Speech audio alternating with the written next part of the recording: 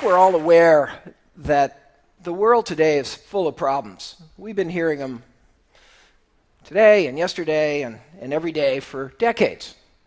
Serious problems, big problems, pressing problems, poor nutrition, access to water, climate change, deforestation, lack of skills, insecurity, not enough food, not enough health care, pollution. There's problem after problem. And I think what really separates this time from any time I can remember in my brief time on Earth is the awareness of these problems. We're all very aware. Why are we having so much trouble dealing with these problems? That's the question I've been struggling with. Coming from my very different perspective, I'm not a social problem guy. I'm a guy that works with business, helps business make money. God forbid. So why are we having so much problem with these social problems? And really, is there any role for business? And if so, what is that role? I think that in order to address that question, we have to step back and think about how we've understood and pondered both the problems and the solutions to these great social challenges that we face. Now, I think many have seen business as the problem, or at least one of the problems, in many of the social challenges we face. Think of the fast food industry, the drug industry, the banking industry. This is a low point in the respect for business. Business is not seen as the solution. It's seen as the problem now for most people. And rightly so in many cases. There's a lot of bad actors out there that have done the wrong thing, that actually have made the problem worse. So this perspective is perhaps justified. How have we tended to see the solutions to these social problems, these many issues that we face in society?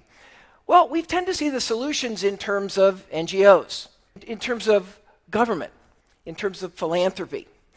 Indeed, the kind of unique organizational entity of this age is this tremendous rise of NGOs and social organizations. This is a unique new organizational form that we've seen grown up. Enormous innovation, enormous energy, enormous talent now has been mobilized through this structure to try to deal with all of these challenges. And many of us here are deeply involved in that. I'm a business school professor, but I've actually founded, I think now 4 nonprofits. Whenever I got interested and became aware of a societal problem, that was what I did. Form a nonprofit. That was the way we've thought about how to deal with these issues. Even a business school professor has thought about it that way. But I think at this moment, we've been at this for quite a while. We've been aware of these problems for decades. We have decades of experience with our NGOs and with our government entities, and there's an awkward reality. The awkward reality is we're not making fast enough progress. We're not winning. These problems still seem very daunting and very intractable, and any solutions we're achieving are small solutions. We're making incremental progress. What's the fundamental problem we have in dealing with these social problems? If we cut all the complexity away, we have the problem of scale. We can't scale. We can make progress, we can show benefits, we can show results, we can make things better. We're helping, we're doing better, we're doing good. We can't scale. We can't make large-scale impact on these problems. Why is that? Because we don't have the resources. And that's really clear now. And that's clearer now than it's been for decades. There's simply not enough money to deal with any of these problems at scale using the current model. There's not enough tax revenue. There's not enough philanthropic donations to deal with these problems the way we're dealing with them now. We've got to confront that reality. And the scarcity of resources for dealing with these problems is only growing, certainly in the advanced world today, with all the fiscal problems we face. So if it's fundamentally a resource problem, where are the resources in society? How are those resources really created? The resources we're going to need to deal with all these societal challenges. Well, there, I think the answer is very clear. They're in business. Why? All wealth is actually created by business.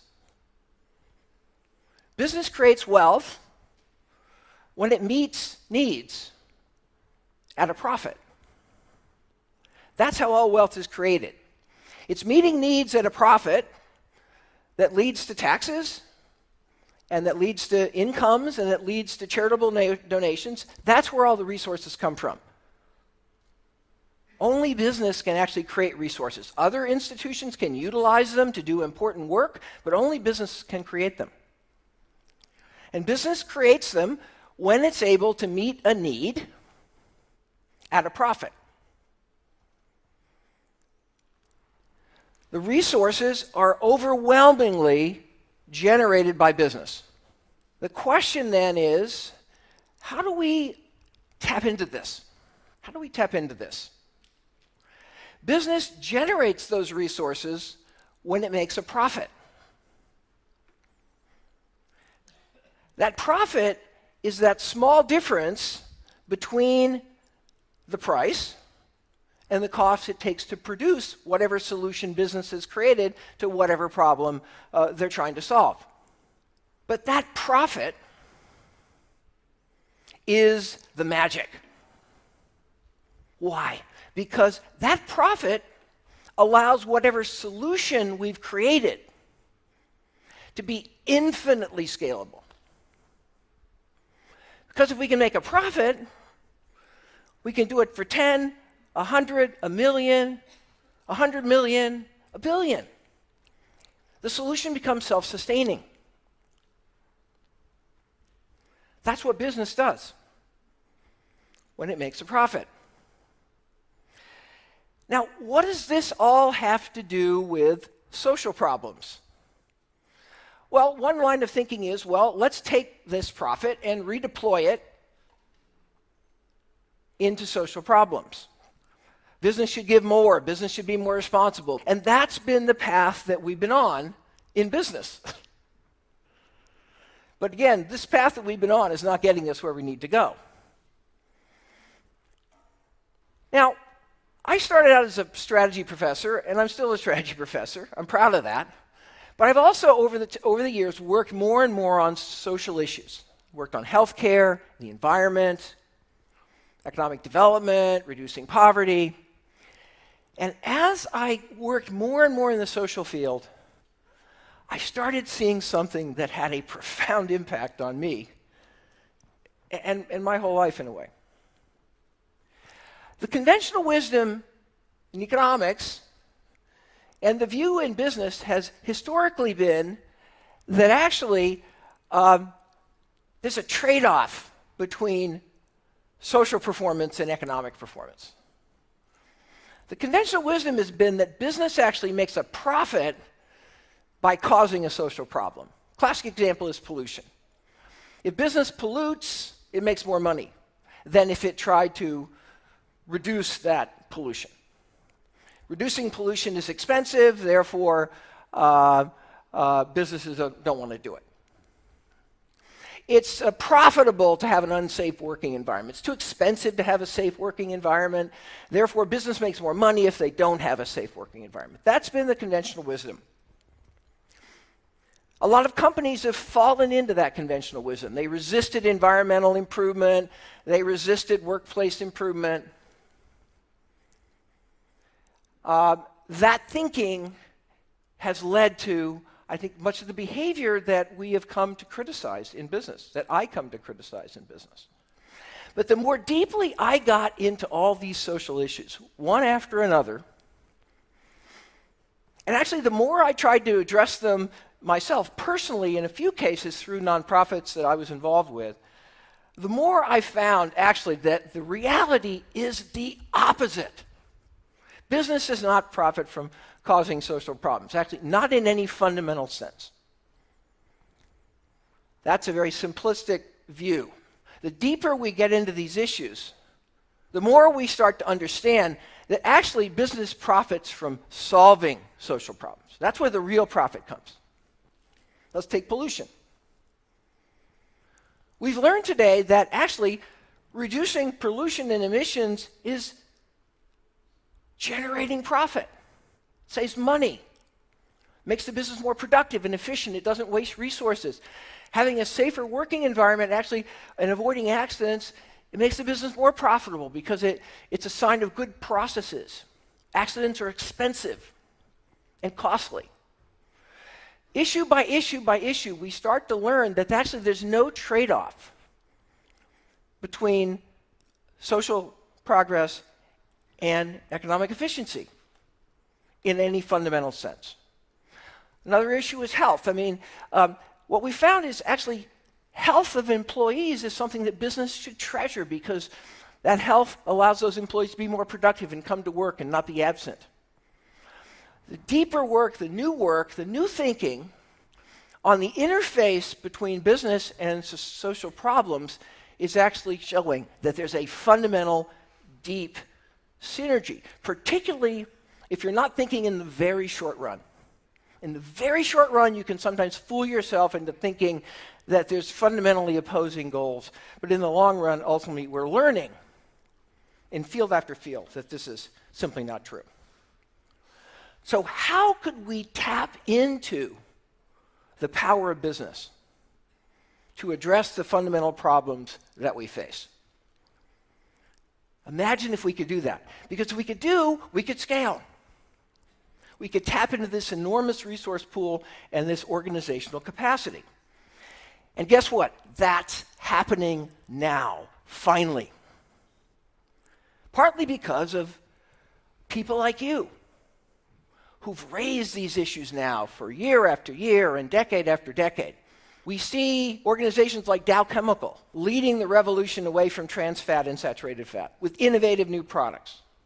This is an example of Jane Irrigation. This is a company that's brought drip irrigation technology to thousands and millions of farmers, reducing substantially the use of water.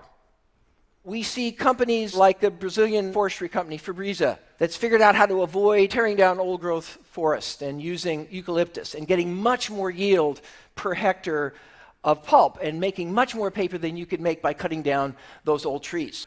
You see companies like Cisco that are training so far 4 million people in IT skills to actually, yes, be responsible, but help expand the opportunity to disseminate IT technology and grow the whole business. There's a fundamental opportunity for business today to impact and address these social problems, and this opportunity is the largest business opportunity we see in business. And the question is, how can we get business thinking to adapt this issue of shared value? This is what I call shared value. Addressing a social issue with a business model. That's shared value.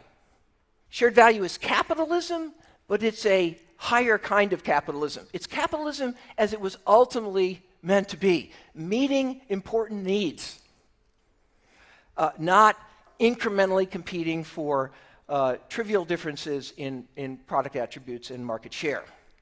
Shared value is when we can create social value and economic value simultaneously. It's finding those opportunities that will unleash the greatest possibility we have to actually address these social problems because we can scale. We can address shared value at multiple levels. It's real. It's happening. But in order to get this solution working, we have to now change how business sees itself.